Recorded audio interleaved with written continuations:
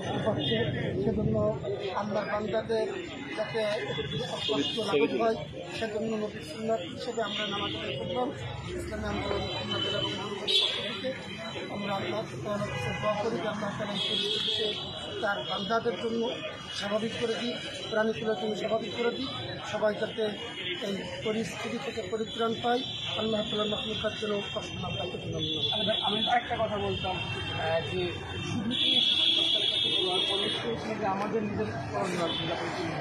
হ্যাঁ, এটা তো অবশ্যই আমাদের নিজেদের করণীয় আছে।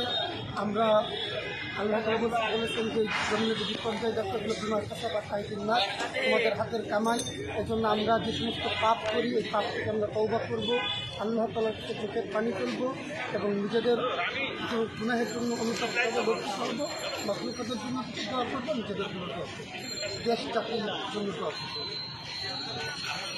যেমন আন্দোলন বাংলাদেশ